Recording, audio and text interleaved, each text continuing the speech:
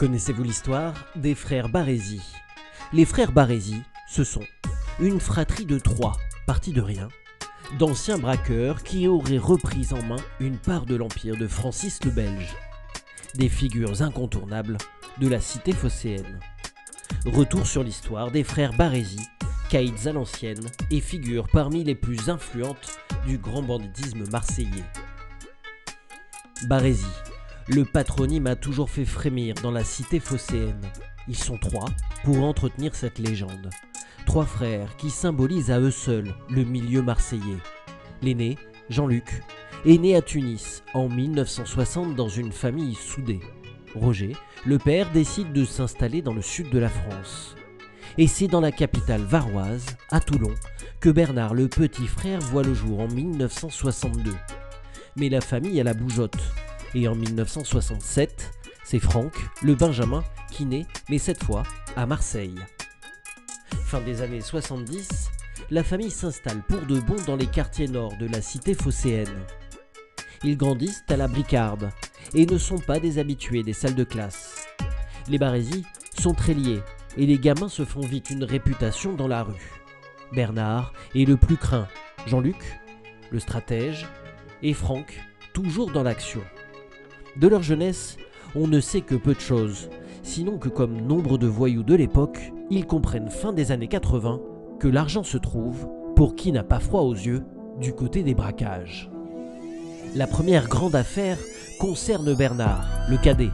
Le 1er mars 1990, un fourgon blindé de la Banque de France est braqué sur l'autoroute A36, au niveau de Mulhouse. Un homme est immédiatement suspecté, il s'agit de Bernard Barézy. Les services de police le savent dans la région. L'homme traîne déjà une importante réputation de braqueur pour des affaires de moindre envergure. Mais là, l'homme a franchi un palier important.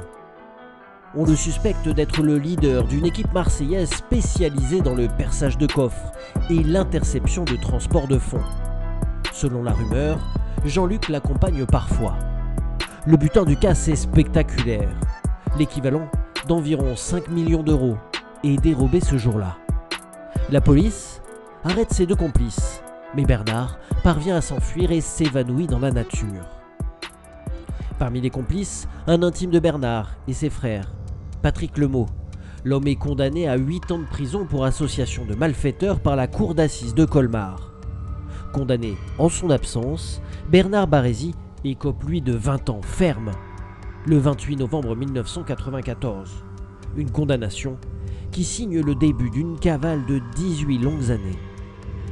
Malgré la cavale de Bernard, les Barézy s'affirment dans les années 90 comme une fratrie importante de la pègre marseillaise.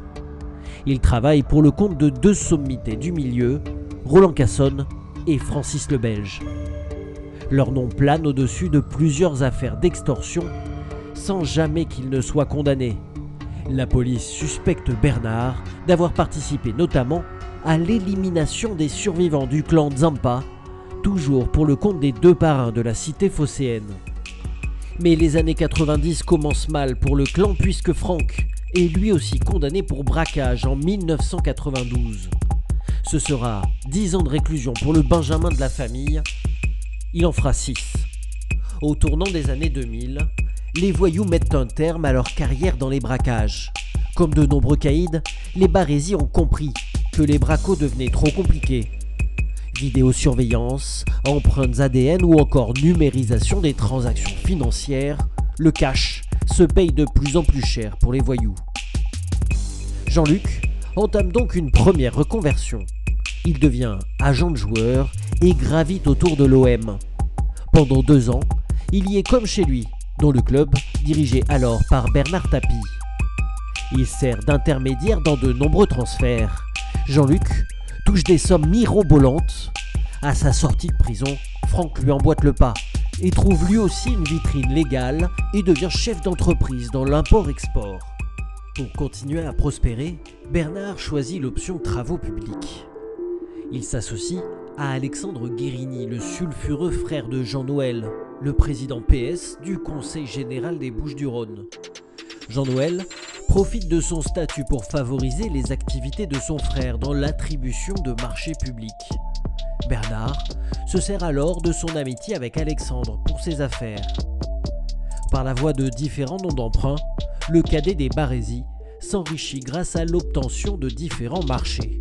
En 2001, sa société de sécurité obtient le marché de surveillance et de gardiennage des bâtiments du Conseil général.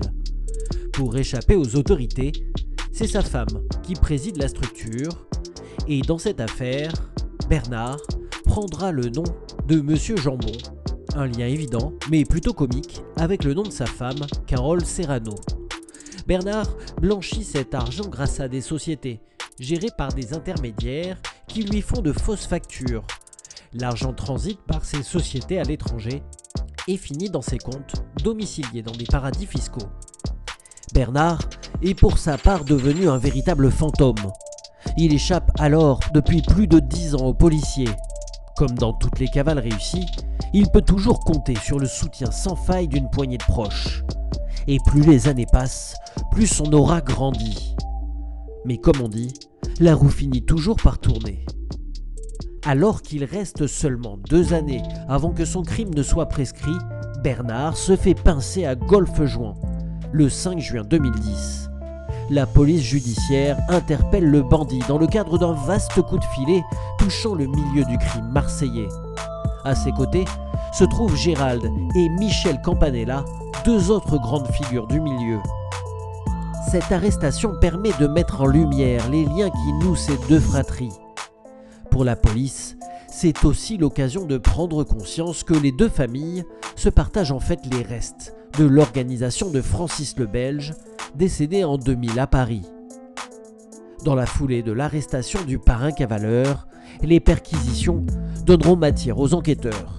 67 000 € en liquide, des montres de luxe et un vrai faux passeport sont découverts chez lui. Le document d'identité recense les endroits récemment visités par le parrain cavaleur. L'homme a accompli un véritable tour du monde. Bernard se défend. Selon lui, ce train de vie correspond à ses 2 activités principales, joueur de poker et apporteur d'affaires. Mais la réalité semble tout autre. Le temps des procès débute pour celui qu'on appelle aussi parfois la boule. En 2012, Bernard est rejugé pour l'affaire du braquage. Pour le défendre, rien de moins que 3 stars du barreau parisien, dont Éric Dupond-Moretti.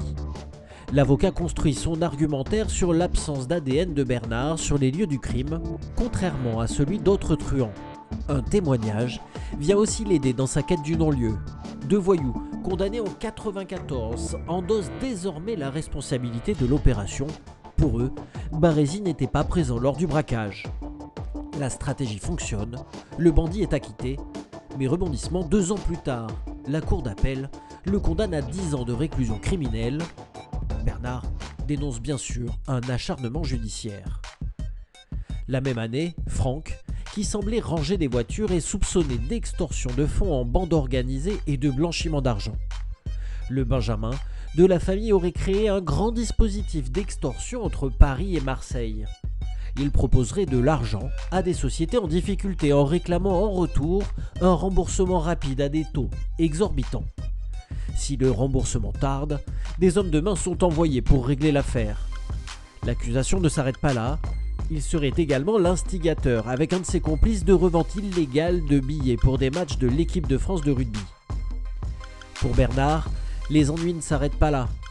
Les enquêteurs veulent prouver qu'il est à la tête également d'un empire du blanchiment d'argent mis en place grâce au butin du braquage.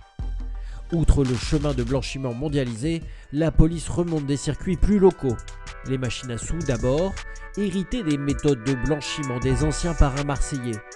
Elles servent à faire rentrer beaucoup d'argent très rapidement dans la légalité. Mais ce n'est pas tout. Il possède aussi en sous-main plusieurs actifs. La police remonte jusqu'à l'achat d'une immense maison où vit encore son ex-femme à Balagne, en Haute-Corse. Le bien est acheté au début des années 1990 avec une partie du butin. Il possède aussi la célèbre brasserie La Belle Époque du cours Mirabeau d'Aix-en-Provence, 2 autres façons de faire vivre son argent. En mars 2021, il est condamné à 18 mois de prison, dont 8 avec sursis et 20 000 € d'amende par le tribunal correctionnel de Marseille pour cette vaste entreprise de blanchiment. Ces 10 mois de prison ferme sont exécutés sous la forme d'un bracelet électronique à domicile. Malgré une condamnation en 2014 pour extorsion de fonds, les activités de Jean-Luc dans le football continuent à prospérer. Il fait figure de cheval de Troie au sein de l'Olympique de Marseille. 18 transferts de joueurs auraient été réalisés dans des conditions troubles. Achats surévalués, durée et prolongation de contrats abusifs, salaires démesurés, primes indues, services rendus à des agents qui n'en étaient pas. Au total, un peu plus de 64 millions d'euros auraient été détournés au cœur de ce système. Jean-Luc y tiendrait une place privilégiée. Manquant de preuves, la justice annule sa mise en examen. Mais le 2 octobre 2020, les juges s'intéresseront de nouveau à lui. Il est mis en cause pour son rôle présumé d'entremetteur dans un dossier d'extorsion impliquant une bande de jeunes malfaiteurs, des figures du milieu marseillais et José Anigo, ancienne figure importante du club de la ville. Il est relâché sous caution dans l'attente du procès. Aujourd'hui, les procès et autres mises en examen successives semblent avoir eu raison de la fratrie Baresi. Impossible pour eux d'agir désormais en toute discrétion. Leurs soutiens historiques en politique sont tombés ou fragilisés. Du côté des quartiers, la partie semble même carrément perdue. De nouveaux caïds ont émergé dans les cités et remplacé ces figures traditionnelles. Le temps des Baresi semble bel et bien révolu et les 3 hommes, en liberté aujourd'hui, sont toujours sous le coup de la menace judiciaire. Bienvenue sur LF Inside, la chaîne numéro 1 sur le grand banditisme. Attention, notre but n'est pas de glorifier la délinquance ou les actes criminels. Pour nous, il s'agit de raconter ces faits et apprendre à mieux connaître un monde envahi par des fantasmes de réussite et d'argent. Bien souvent, les conséquences de ces actes sont la mort, la détention et une vie faite de violence et de cavale pour leurs acteurs. Nos films racontent leur trajectoire.